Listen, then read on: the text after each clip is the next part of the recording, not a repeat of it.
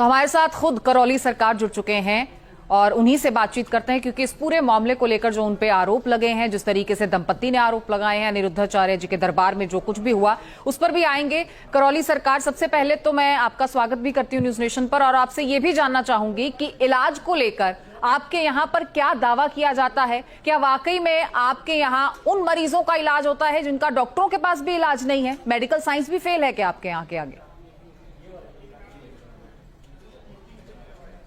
नमस्कार। पहली बात तो ये है कि जो आरोप लगाए जा रहे हैं, वो जो आरोप लगाने वाली जो महिला है वो कहाँ, उसको लाइए मेरे साथ।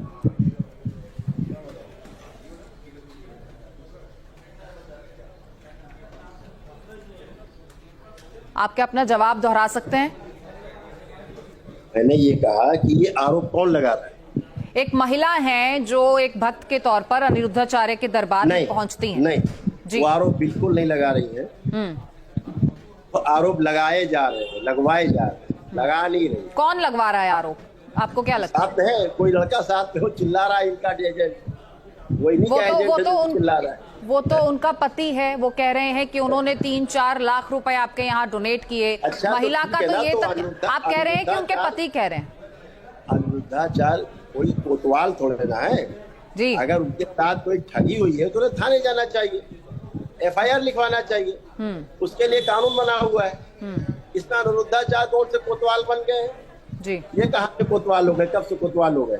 अपनी देखें जो महिलाओं बच्चियों के बारे में इतनी अश्लील टिप्पणी करते हैं, जिनके बारे में करौली सरकार ने, करौली शंकर महादेव धाम ने आवाज उठाई बराबर, और इनको कहा गया कि आप क्षमा मांगे। ये प्रतिशोध में आकर के इस तरह के अनर्गल आरोप लगवा रहे हैं, तो ये आरोप उचित नहीं है। दरबार में, हमारे दरबार में कोई चिकित्सा नहीं होती है, पहली बात जी। दरबार में जो रोगों का कारण है, जो पितरों की समस्याएं हैं, पितृ मुक्ति के लिए अनुष्ठान होते हैं, स्मृतियों से उनकी मुक्ति के लिए अनुष्ठान होते हैं, जप तप अनुष्ठान पूजा पाठ सभी कुछ होता है, और वो दरबार के ब्राह्मण कराते हैं जी। उससे मेरा कोई मतलब नहीं है। जो दरबार के ब्राह्मण कराते हैं, उसके पश्चात फिर हमारे पास सामने लोग खड़े होते हैं बताने के लिए कि हाँ मैं ठीक हूँ। आप उस महिला से पूछिए कि क्या कभी मेरे सामने खड़े होकर के आई, क्योंकि दरबार का एक नियम है। पहले 400 प्रकार के रोगों की लिस्ट है। मैं भी आपको एक लिस्ट भेज दूंगा व्हाट्सएप पे, उसको आप दिखाइएगा, आराम से देखिएगा। 400 प्रकार की लिस्ट है रोगों की, कष्टों की, उनकी स्मृतियों के नष्टीकरण के लिए। वह रोग एक ही दिन में समाप्त होते हैं। मैं फिर आपके चैनल पे बहुत गंभीरता पूर्वक आपसे कहना चाह रहा हूँ, पूरे देश नहीं पूरे विश्व से कहना चाह रहा हूँ, यही तो मैं कहना चाह रहा हूँ।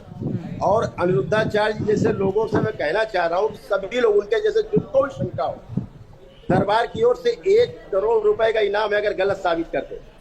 1 करोड़ रुपए का इनाम दरबार की ओर से, अगर वो गलत साबित करते दरबार खुलेआम तैयार है। 400 प्रकार के रोगों की पूरी लिस्ट है, श्रृंखला है, अभी हम आपको व्हाट्सएप पर सेंड करेंगे। अगर उनमें से एक भी कष्ट रह जाए तो दरबार उसी दिन बंद। ये हिंदू संस्कृति का सबसे अनूठा प्रयोग हुआ है। इस सनातन पद्धति में सबसे वैदिक प्रक्रिया का अनूठा एक प्रयोग हुआ है, जिसका अनुसंधान सफलता पूर्वक हुआ है कि एक दिन में ही 400 प्रकार के रोगों की, कष्टों की स्मृतियां नष्ट हो जाती है, जिससे बचते नहीं। और ऐसा रोज होता है, ऐसा नहीं कोई एक से हो रहा है, लाखों लोगों की लिस्ट हमारे पास है, लाखों लोग। यानी 4000 रोगों का इलाज एक दिन में हो जाता है, आप ये कह रहे हैं? 400 प्रकार के कष्टों की नकारात्मक रोगी स्मृतियां एक दिन में ही समाप्त। लेकिन अनिरुद्धाचार्य तो अपने दरबार में उस दंपति को ये सलाह देते हैं कि आपको बाबाओं के पास नहीं जाना चाहिए, आप वहां पर ठगे जाएंगे, आपको डॉक्टर के पास जाना चाहिए अगर आपको कोई समस्या है, तो कोई बीमारी है। वो अपनी बुद्धि के अनुसार सही कह रहे होंगे, लेकिन मेरा ये कहना है कि दरबार वो लोग आते हैं जिनको डॉक्टर भी ठीक नहीं जहाँ पर हुआ कर पाते, जहाँ उनके लिए औषधि नहीं बनी। आप मैंने तो हमेशा कहा है और मीडिया के दोस्तों से भी कहा है कि आप लोगों को सामूहिक होकर के हमारा परीक्षण लेना चाहिए, मेरा परीक्षण लेना चाहिए। 10-10 मरीज लेके हर मीडिया सेंटर पर उपस्थित होना चाहिए, और इस तरह के जो बाबा लोग हैं जो बकबक कर रहे हैं बैठ करके, केवल बकबक करके लोगों को लूट रहे हैं, इनसे पूछा जाए इनके बोलने से क्या फर्क पड़ रहा है समाज में? इनके बोलने से कैसा करौली सरकार जो उनके वहां इतने भक्त जाते हैं वो तो उन्हें संत मानते हैं, एक बड़ा संत मान के उनके दरबार में कथा सुनने के लिए पहुंचते हैं। गाली सुनने के लिए महिलाओं को, बच्चियों को गाली बकने के लिए सुन जाते हैं वहां लोग। जिन महिलाओं ने इनको कथावाचक बनाया, जिनकी कथा सुन करके महिलाएं बैठती इनके यहाँ घंटों, जिससे कथावाचक कहलाते हैं, उन्हीं को यह अश्लील शब्दों से परोस रहे हैं। टेस्ट ड्राइव जैसे शब्द बोलते हैं ये टेस्ट ड्राइव करते हैं, मुंह मारती हैं लड़कियां। ये किस तरह की भाषा है? ये कथावाचक की भाषा है इनकी। इन्हें शर्म आना चाहिए। फिर वो माफी भी मांग लेते हैं, ठीक है ना, थूक के चाटना जिसकी आदत है चाटे। लेकिन करौली शंकर महादेव धाम की बात एकदम निराली है, एकदम अनोखी है। दरबार का अनुसंधान है, वैदिक संस्कृति का हमारा अनुष्ठान है। वैदिक प्रक्रिया करके व्यक्ति 400 प्रकार के कष्ट है जिनसे एक दिन में मुक्ति पाता है, उनकी नकारात्मक। लेकिन संत समाज का इस तरीके से आमने सामने आना, क्या समाज में ये गलत संदेश नहीं जाता है? ठीक है ना, ये तो इनको समझना है। मैंने तो इनसे इतना कहा था केवल कि आपने जो अश्लील शब्द बोले हैं उनको आप एक लाइन बोलिए कि मुझसे गलती से निकल गया और मैं क्षमा मांगता हूँ समस्त नारी समाज से। तो आप माफी की मांग कर रहे हैं उनसे? यस, बिल्कुल कहता हूँ मैं उनसे। और वो ऐसा नहीं कि मुझे प्रिय नहीं है, अनिरुद्धाचार्य जी बहुत प्रिय है, लेकिन मेरा कहने का आशय ये है, प्रिय होने का अर्थ नहीं कि आप गलत बोलेंगे तो आपको समर्थन करेंगे। तो क्या आप अपने प्रिय से कभी मिले हैं, कभी मुलाकात हुई है? नहीं, ये हमें सौभाग्य नहीं प्राप्त हुआ कि अनिरुद्धाचार्य जी से मुलाकात हमारी हुई है। लेकिन वो मीडिया में है, सोशल मीडिया में हमको भी देखते हैं, दरबार भी देखता है, सभी लोग देखते हैं। इस वाक्य के बाद क्या मिलेंगे? क्या मुलाकात के कोई अवसर बन सकते हैं? क्यों नहीं मिलना चाहेंगे? क्यों नहीं मिलना चाहेंगे? बिल्कुल मिलना चाहेंगे, 100% मिलना चाहेंगे, हमेशा मिलना चाहेंगे। क्योंकि वो तो बड़ा दावा करते हैं कि वो अपने आश्रम में वृद्ध माताओं की सेवा करते हैं, गाय माता की सेवा करते हैं, और बड़े बड़े दावे उनकी तरफ से किए जाते हैं। तो ऐसा है अमृता जी, दरबार भी सेवा करता है, ऐसा नहीं दरबार सेवा नहीं करता है। दरबार भी निःशुल्क लोगों की मदद करता है। आप हमारे यहाँ आइए, हमारे यहाँ पड़ताल कीजिए, देखिए कितनी लंबी लिस्ट है। जो लोग कैंसर से पीड़ित हैं, जो लोग तमाम असाध्य रोगों से पीड़ित हैं, उनका सारा ट्रीटमेंट, सारा वैदिक अनुष्ठान पूरा एकदम निःशुल्क होता है। ऊपर से उनको खर्चा भी दिया जाता है, ऐसा नहीं है। तो जो सक्षम लोग हैं वो लोग अपने अनुष्ठान कर पाते हैं, जो सक्षम नहीं है दरबार उनके स्वयं कराते हैं। ऐसे पूरी लंबी श्रृंखला है, हजारों लोगों की। आप पूरी लिस्ट है, सबके टेलीफोन नंबर्स हैं, सबके मोबाइल नंबर आपको उपलब्ध है, आप सबसे बात करिए कि निःशुल्क हुआ कि नहीं होता है। करौली सरकार, आप कह रहे हैं कि आप भी समाज की सेवा कर रहे हैं, वो कह रहे हैं कि वो भी समाज की सेवा कर रहे हैं, फिर इस तरीके की भाषा का इस्तेमाल एक दूसरे संत के लिए, या किस तरीके की टिप्पणी कर देना चाहिए, या फिर किस तरीके से अपनी जबान को संभाल कर शायद बात करनी चाहिए, आपको लगता है? अमृता जी, मेरा एक छोटा सा मेरा कहना है कि अगर जो माता की सेवा करके और माताओं को आश्रय दे करके फिर माताओं का अपमान करने का लाइसेंस किसी को मिल नहीं जाता है।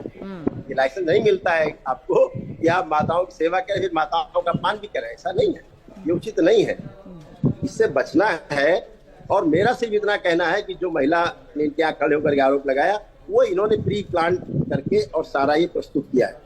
जो यानी आपको लगता है कि ये गौरी गोपाल आश्रम की तरफ से प्री प्लान किया गया था? यस, बिल्कुल प्री प्लान। आप वीडियो के देखकर समझ सकते हैं प्री प्लान। लेकिन वो महिला तो यहाँ तक कह रही है कि आपके यहाँ उसने अपनी सोने की बालियां तक गिरवी रखी, वो तक। अरे भाई, तो मैं कह तो रहा हूँ ये काम पुलिस का है ना, ये काम पुलिस का है।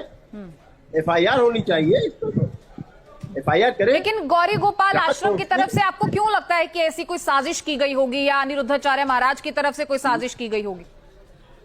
मैंने नारियों के सम्मान पे से केवल प्रश्न उठाया कि आप ऐसा मत करें, ऐसा मत बोलो, ठीक है। ये जो कह रहे हैं टेस्ट ड्राइव करके, टेस्ट ड्राइव पर, तो क्या इनकी पत्नी भी टेस्ट ड्राइव करके आई, क्या स्वीकार करेंगे? इनके बच्चे भी हैं, क्या कल वो टेस्ट ड्राइव करेंगे? उससे बचने का क्या तरीका है इनके पास? इनके पास कोई उपाय है? उपाय समाधान की बात करें, प्रश्न उठाने का हक उसी को है जो समाधान प्रस्तुत करे। ये बिना समाधान के बात करते हैं और इनको केवल सुर्खियों में बने रहना है। दरबार सुर्खियों में नहीं रहना चाहता, दरबार अपना निष्ठा से अपने कार्य को कर रहा है। गरीब परिवार, पीड़ित परिवार, उनकी दरबार सेवा कर रहा और करता रहेगा।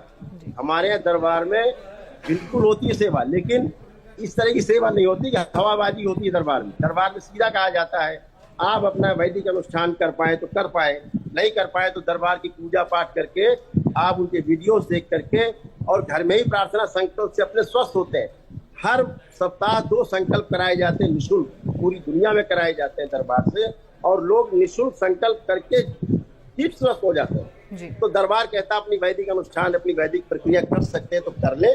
आप अपने ही प्रार्थना और संकल्प से अपनी आस्था विश्वास श्रद्धा के तहत ही स्वस्थ होते हैं। दूसरा कोई तरीका स्वस्थ होने का नहीं है।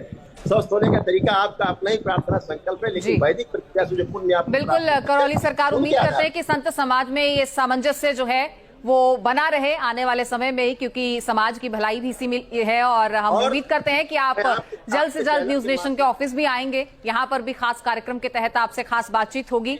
बहुत शुक्रिया हमसे बातचीत करने के लिए। तो ये थे करौली सरकार, जिन्होंने अपने ऊपर लगे तमाम आरोपों का बेबाकी से जवाब दिया और हर बात खुलकर न्यूज नेशन के दर्शकों तक पहुंचाई है। फिलहाल यहाँ पर रुकेंगे छोटे से ब्रेक के लिए। आप लोग भी बने रहिए न्यूज नेशन के साथ।